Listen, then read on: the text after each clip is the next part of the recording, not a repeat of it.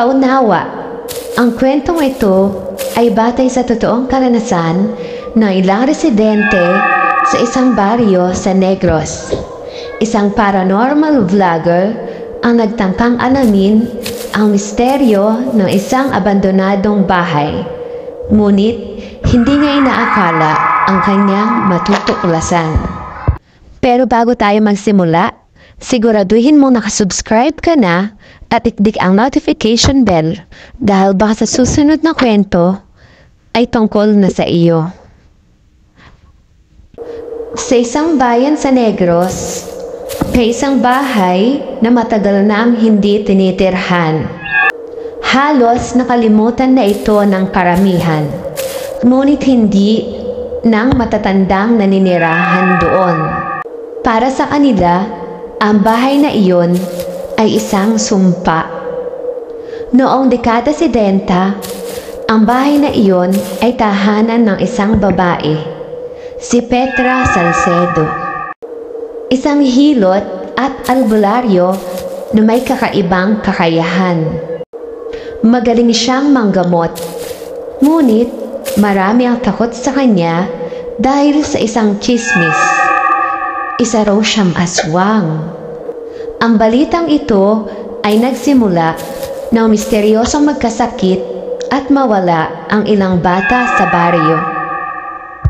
Lahat sila, ayon sa kanilang mga magulang, ay nakikitang palaging bumibisita kay Aling Petra. Isang gabi, nakita raw ng isang mangingisda si Aling Petra sa kakawian. Hindi na mukhang tao, kundi isang itim na nilalang na may mahabang kuko at matatalas na ngipin. Ang kanyang mga mata ay nagliliyab sa dilim at ang kanyang katawan ay may malalaking pakpak.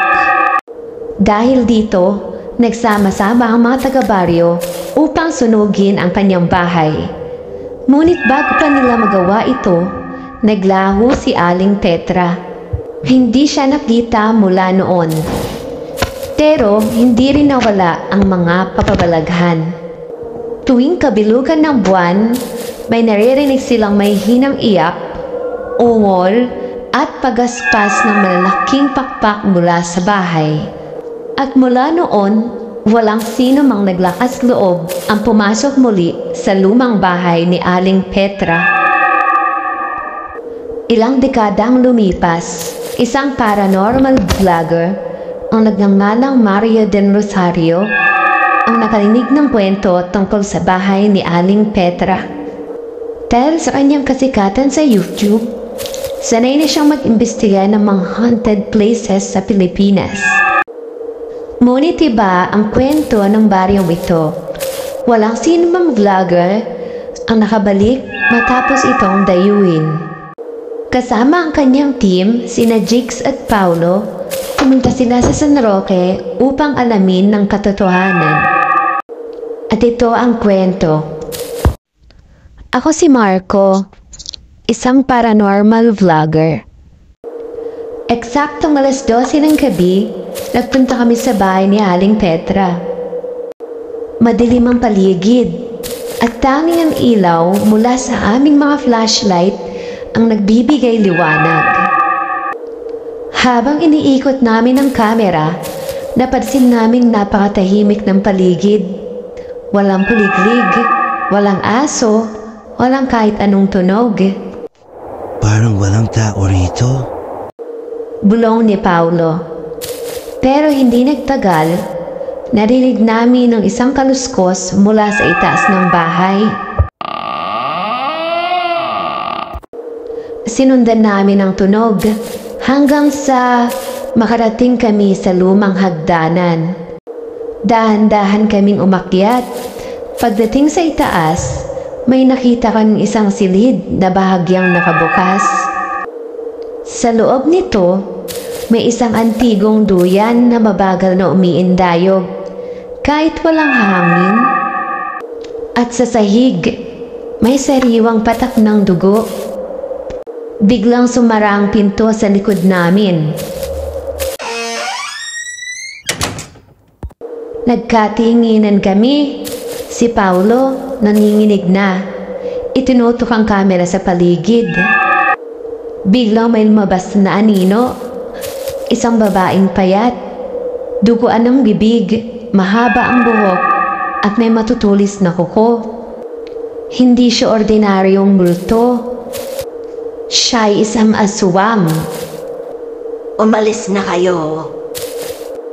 Napasigaw ako at dali-daling tumakbo pababa ng hagdan. Ngunit si Jigs, sa sobrang takot, nadapa at hindi agad nakabangon. Sa kanyang likuran, ang aswang ay unti-unting lumalapit.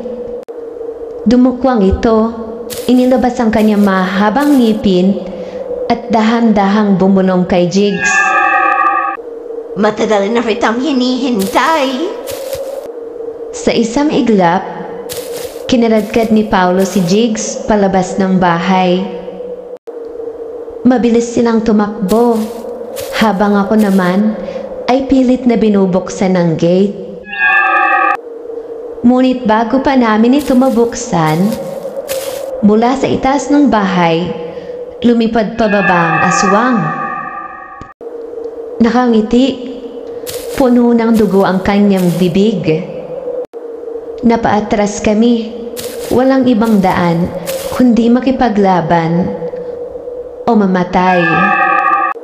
Sa sobrang takot, hinugot ko ang dala kong bote ng banal na tubig na bigay ni Mang Lino kanina. Ibinuhos ko ito sa lupa at biglang napasigaw ang aswang. Hindi ito natatapos dito. Sigaw nito bago tuluyang mawala sa madilim na kakahuyan. Agad naming pinaandar ang sasakyan at lumayo sa bahay. Kinabukasan, pinanood namin ang footage. Ngunit laking gulat namin. Wala kaming nakitang kahit anong aswang sa video. Walang anino, walang lumilipad, walang kakaiba. Nagkatinginan kami. Bakit ganon? Nakita natin mismo. Sabi ni Paulo. Pero bago namin isara ang laptop, may isang bagay kaming napansin. Sa huling bahagi ng video, habang kami ay tumatakbo, may isang frame na napakalinaw. Sa likod namin, may isang matandang babae na nakangiti. Nakausli ang matatalim niyang ngipin. At may nakasulat sa screen, isang lumang sulat kamay. Babalik kayo at hihintayin ko kayo.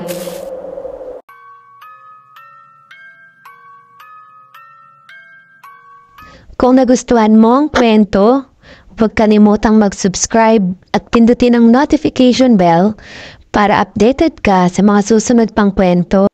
Maraming salamat!